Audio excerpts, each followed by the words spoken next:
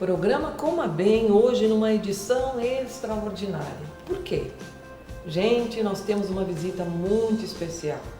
E nós temos aqui também uma apresentadora do programa do Saúde em Foco, da TV UFN, professora Franceliane, que também trabalha, me pega no colo, fazendo um podcast também muito importante. Mas a professora Franceliane está aqui hoje junto com uma convidada especial nossa, que veio lá do Nordeste, a Narliane, para uma atividade muito importante que é o que se destina à nossa universidade. Professora Franceliane, por que a Narliana veio do Piauí para Santa Maria, para a Universidade Franciscana? Pode dizer para a gente? Olá, prazer estar aqui, Prof. Tereza, nesse programa diferente, né, do que eu estou acostumada, mas é um prazer. E temos uma convidada de bem longe, por um motivo muito especial. A Narliana é nutricionista, né, do lado do Piauí, como a gente já tinha comentado, e ela veio essa semana aqui para a universidade, que a gente está numa fase de defesas de pré-qualificação do mestrado, então ela é nossa aluna do mestrado profissional em saúde materno-infantil. Que fantástico, professora Franceliane.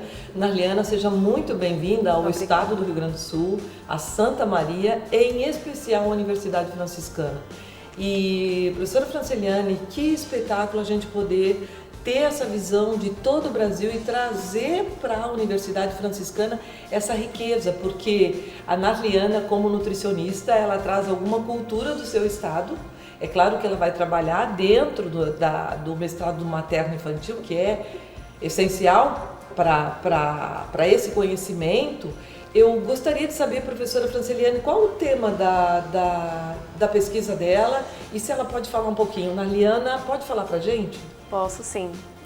É um prazer estar aqui, né, com vocês. A UFN sempre me recebeu com portas abertas, sempre me apoiando.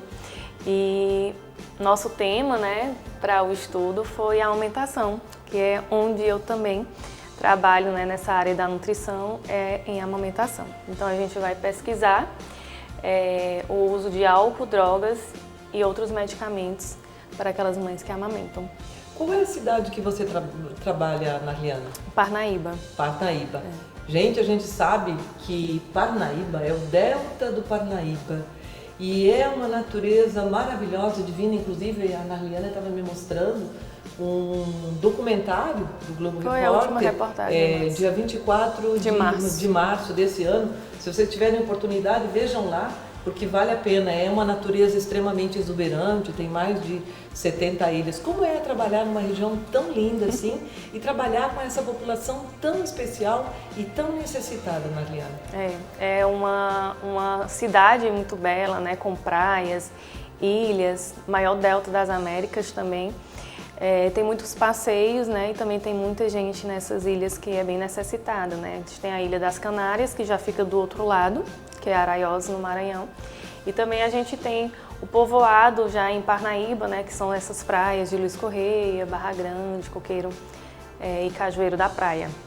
Né? E lá são pessoas bem humildes e que às vezes correm lá para Parnaíba, né, para os hospitais, para ter fazer realmente procura de médicos, que lá na cidade ainda deles é bem escasso. E há um projeto, há um cuidado nesse pré-natal? Sim, através dos postos de saúde, né, dessas cidades, mas sempre são encaminhados para o Hospital de Parnaíba. Eu acredito que a professora Franceliane tenha uma alegria muito grande, né? E que venha somar muito esse tipo de pesquisa e de tão longe, de uma natureza tão diferente da nossa aqui do Sul, que eu não sei, Franceliane, eu acho que as questões elas não se modificam, né? Qual é o local que você trabalha? Você trabalha numa unidade básica, para um município? Eu trabalho em clínicas, né, no particular, mas eu já trabalhei há 5 anos em um hospital do estado, da onde era da parte da obstetrícia, né? Daí eu vi muito essa necessidade em questão da amamentação. Eu ficava justamente ajudando as mães a amamentarem, tirando suas dúvidas, ajudando ali. E a gente realmente viu muita dificuldade. E eu até disse para a professora Fran sobre essa pesquisa, né, porque chegavam muitas mães drogadas, né, e não sabiam que podia amamentar. Às vezes até o profissional de saúde não sabe, né? Então, às vezes quando eu chegava lá, a criança já estava no peito da mãe, sem saber se podia ou não, dessas usuárias de droga. É uma fragilidade muito grande que eu acho que não se diferencia de alguns lugares, né, Franceliane? Eu não sei como é que é esse trabalho, né, Franceliane, se você já orientou o trabalho dentro desse tema. Primeiro, eu queria dizer que é muito interessante a gente ter alunos de diversos locais, né, ou até que moram aqui, mas vieram de outros locais, porque as aulas ficam riquíssimas. A gente mais aprende do que outra coisa, né, durante a aula, assim, trazer, ouvir essa cultura é muito interessante. Mas é claro que as recomendações, principalmente de nutrição, elas não vão mudar, né? As recomendações, nosso país é extenso, é diferente, né? Mas as recomendações do Ministério da Saúde não vão mudar. Então, uma das questões que nós sempre discutimos, né? A gente tem um documento do Ministério da Saúde sobre o uso de drogas e outras substâncias durante a amamentação, e dentro dessas outras substâncias está, né, toda a parte da alimentação, de fitoterápicos, tem algumas substâncias ali dentro dos alimentos que estão contidas nesse material, mas muitos profissionais não sabem, né, não desconhecem, às vezes as mães acabam utilizando alguma medicação que não seja compatível com o aleitamento, ela tem que parar, né, essa prática por desconhecimento. Então esse foi nosso principal foco. Mas realmente, assim, pensar que a amamentação é o início, mas que a gente tem toda essa diversidade cultural para as crianças também, né? E que legal a gente poder trabalhar e dividir isso tanto na disciplina quanto, né, enquanto profissionais, assim, é muito interessante. Eu acho bem importante essas trocas. Quando a gente fala em troca cultural, não se modificam as políticas públicas relacionadas à gestante, ao cuidado pré-natal, ao aleitamento materno. Não se modifica, né, Ana Adriana? Não importa o local onde esteja, mas eu acho bastante sensível esse tema a ser abordado, professora Franceliane e Ana Adriana, porque eu preciso de uma mãe bem alimentada para poder alimentar seu filho. Essa mãe precisaria de um pré-natal muito bem feito para ter saúde nessa criança. E isso vai reverberar posteriormente nesse sistema único de saúde em relação a custos, ao Estado e a falta de informação. E também é interessante a gente observar, né, que lá no estado, né, da Ana Adriana, a gente tem um grande percentual da população que tem, né, desnutrição, dessa população infantil, mas também lá do outro lado a gente também tem um grande número de crianças obesas. Então também a nutrição vem para tentar auxiliar, né, nesse contexto que é um pouco diferente aqui do Rio Grande do Sul. A nossa obesidade, infelizmente, está superior. Aumentando, né? Eu acredito que lá no Piauí, Narliana, e nós demos uma estudada, né, professora Franceliane, porque para receber uma convidada do Nordeste, onde é um estado que tem várias divisas, né, então tem uma riqueza cultural muito grande em relação à alimentação, etc. Quando a gente olha toda a cultura alimentar de Teresina, do Delta do Parnaíba ou do Piauí em si, a gente vê que tem muito alimento bom, alimento natural, alimento de lá que poderia reverberar em saúde a essas crianças. Por exemplo, eu só vou citar rapidamente, depois no segundo bloco a gente vai ver mais sobre a cultura alimentar. Por exemplo, o café da manhã. Lá nós não temos pão, né, professora Franceliane? Não é costume, não é costume. Lá se fala biju, que aqui a pessoa fala como tapioca, né? E se as crianças comessem esse biju e comessem mais algum outro alimento, que faria parte do café da manhã dessas crianças? Lá que poderia, digamos, melhorar o estado nutricional dessas crianças. Tanto as que têm desnutrição, quanto aquelas que estão em excesso de peso. O equilíbrio, como seria, Mariana? Olha a pergunta, nós não combinamos isso, tá, gente? Mas geralmente, dentro do café da manhã, né, é usado muito a questão da proteína, que é o ovo, né, juntamente com o cuscuz, tapioca, e dentro dele a gente coloca sementes, né, para poder estar ajudando tanto essa criança com obesidade e desnutrição também, para poder ter uma vitamina, uma carga maior desses outros nutrientes. Então, geralmente a gente faz um mix, né, para botar nessa massa do cuscuz, sementes mesmo de castanhas, né, que tem essa questão de oleaginose, para poder melhorar essa alimentação dessa criança. Mas sempre acompanhado com a proteína, ou carne ou ovo. Ou ovo. Gente, olha o que ela coloca aqui. Ela coloca proteína de origem vegetal. E, aliás, o estado do Piauí é campeão em produção de castanha de caju. Sim. Eles têm uma produção muito grande, depois a gente vai mostrar para vocês algo bem especial. Então essa castanha de caju pode fazer parte desse café da manhã dessas crianças, como pode fazer parte do lanche também. E qual o tipo de carne que não no litoral se come mais para a criança? Para o café da criança ou da refeição da criança durante o dia? Geralmente a gente usa a carne seca, né? Que é a carne do sol, que já é da nossa região. Então a gente usa muito essa carne para fazer ela desfiada, né? Para poder estar como um complemento nessa alimentação. Vocês vejam bem, essa carne de sol não é o nosso charque, tá, gente? É bem diferente, é bem diferente. Ela precisa ser dessalgada para depois ser consumida. Como é o charque também, né? Mas ela é diferente porque ela fica mais seca, né? E com essa carne de sol, essas crianças, elas comem algum tipo de vegetal que é comum na região? Tem algum vegetal que tenha mais, se coma com mais frequência lá? Geralmente depende do tempo, né? Geralmente tem o quiabo, o maxixe, que são plantações feitas em casa, né? No interior, na roça. Que aí geralmente essas crianças comem maxixe, a mandioca também, né, que é plantada, então ela pode estar também comendo juntamente com essas proteínas. Isso não é comum para nós aqui, né, Franceliane? Nós temos o quiabo, né, que é uma delícia, realmente é uma delícia, ele é rico em ferro, magnésio, tem uma boa quantidade de proteína, uma excelente quantidade de fibra. O próprio maxixe também tem bastante ferro.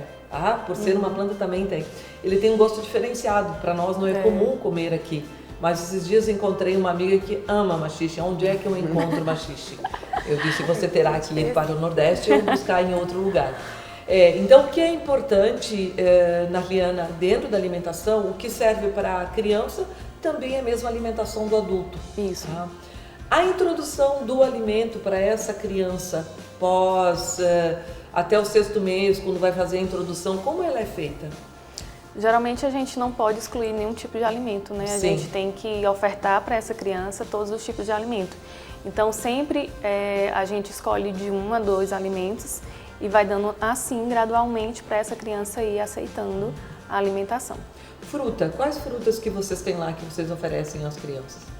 Caju, né, quando está na época, manga, sempre também, saputi, que é uma fruta, não sei se aqui tem, né? Não, aqui nós não temos saputi. Mas essas frutas da região e quando está na temporada, né, que a gente fala, a gente prefere ofertar mais, porque vai ter aquela época que não vai ter, né? Então a gente tenta explorar para as crianças essas frutas da época. Ótimo. Voltamos daqui a pouco, o programa Coma Bem, com uma convidada mais do que especial do Piauí.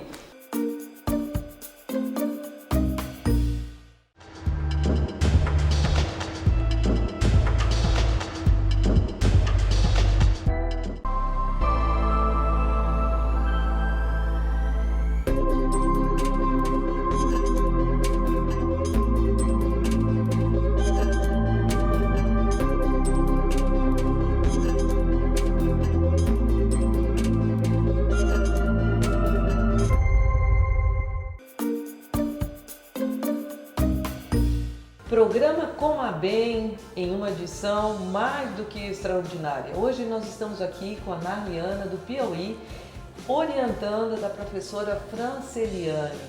E discutimos sobre o projeto da Narliana e agora nós queremos conhecer um pouquinho mais do Piauí em relação à alimentação, uma vez que a Narliana, claro, é nutricionista, como a professora Franceliane e eu. Narliana, nós vimos alguns pratos que são bastante característicos. Aliás, eu queria contar para vocês, espere só um pouquinho, pois tem bolo que a Narliana veio fazer aqui especialmente. Depois nós vamos explicar, porque ela que vai dar a receita, ela que vai falar sobre o bolo, tá? Isso fica para o final. Narliana, a gente estudou, a professora Franceliane e eu estudamos sobre a cultura alimentar do Piauí. E nós sabemos que existe muita criação de gado. E a gente tem carne seca, como você falou no bloco anterior. E tem um prato que é muito comum lá, que chama paçoca. Aí aqui a gente olha a paçoca, a gente pensa que é paçoca de amendoim, né, Franceliane? Mas não é, gente. Paçoca é feita com carne de sol. Então vou pegar aquela carne de sol, vou dessalgar, vou cortar em pedaços, vou dar uma fritada naquela carne de sol, vou colocar cebola e lá tradicionalmente se coloca no pilão com farinha de mandioca. Eu imagino o que é o valor calórico disso. É gostoso? Muito. É comum vocês fazerem isso? Sempre. É um prato festivo ou é um prato comum do dia a dia? Não é comum do dia a dia. Geralmente a gente acha esse prato mais agora, né? No período do mês passado, que é das festas juninas. Então, quando a gente come mais essa paçoca é nesse período de junho, né? Mas geralmente tem gente que é bem viciada na paçoca e faz diariamente em casa, né? Olha só, que maravilha. Mas eu preciso contar, então, que a única vez que eu fui para Teresina, eu fui dar uma aula numa especialização. E uma das alunas me levou na casa da avó dela para comer paçoca. Então ela fez, né, no domingo, no almoço de domingo para a família, a paçoca. Então eu experimentei. Que tal, né, Franceliane? E é muito gostoso, assim, é bem diferente do que a gente tem costume aqui, né, no nosso chá, que é completamente diferente, assim. Olha só. Adoro comer com pessoal, banana. Desculpa. Eu adoro comer com banana. Olha só, outra questão importante que a Narliana está falando, que é muito comum lá, a banana. A banana é uma refeição, é uma fruta que acompanha de manhã, de meio-dia e de noite. Ele acompanha todas as refeições, seja o café da manhã, seja o almoço, sempre junto com as refeições. Sempre junto com as Então a refeições. gente já descobriu isso aí também, que torna um pouquinho mais calórico. Mas a professora Franceliane e eu estávamos falando que aqui o pessoal, quando assa o churrasco no domingo, pode guardar as carnes que sobraram, fritá-las e fazer uma paçoca também, né, Franceliane? E aí você vai fazer um bom aproveitamento. Vamos fazer um prato típico para a Narliana aí se comer. Você e eu não comeremos, né? Mas a Narliana comerá, com certeza. Gente, por causa da carne só por causa disso. Mas né? eu acho que mesmo, né, quando a gente não come carne vermelha, quando tem essas questões essas culturais. E A gente faz experimenta. especial pra gente Com pode certeza, com negar, certeza. não. Nós temos também uma comida chamada Maria Isabel. Explica para nós por que é assim. Maria Isabel é da cultura, né? Como foi chamado esse nome? Quem foi que colocou? Foi uma mãe que, há tempos atrás, quem comia carne só eram os homens, né? Então, essa mãe pegou escondido a carne do marido, né? Fez os pedacinhos. Daí ela levou para as filhas, que uma era Maria e a outra é Isabel. Daí deu o nome desse arroz, né? Que é Maria Isabel. Esse é comum comer ou também come em Não, festividade? lá é comum. Comum comer. Gente, quando a gente fala em Maria Isabel, o que a gente fala em? Que tipo de comida que a gente fala, Franceliane, aqui? carreteiro. Que é o quê? Olha, já tô sabendo bem, olha. Olha, já sabe qual é. É o arroz carreteiro, né? O de arroz vocês. carreteiro, gente. Então, alguma semelhança há, porque o Brasil é um país que tem muitas culturas e nós sabemos que os europeus também chegaram lá, assim como é uma terra indígena, é uma terra também, nós sabemos também que é a maior concentração de asiáticos no país. É no Piauí também, o que diversifica muito a alimentação. E nós vimos também que há alguns doces especiais. Quais são esses doces especiais? O famoso doce de caju, né? Lá também tem muitas mulheres, né, do lado do Morro da Mariana, que é da onde sai esses passeios para essas ilhas, né? Que é os Tatus, Porto dos Tatus. Então tem muito doce de caju pela plantação rica também que a gente tem do pé de caju, né? Então dentro desses doces tem o doce do Buriti, que a gente é mais do lado do Maranhão, né? Que é a divisa, e o doce de leite. Olha só, que maravilha, doce de leite, Minas Gerais, aqui no Rio Grande do Sul também nós temos. Então nós viajamos pelo Brasil e olhando o Piauí tem uma diversificação muito grande, né?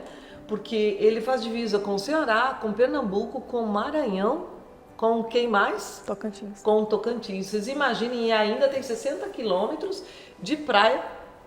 Entre o Maranhão e o Ceará.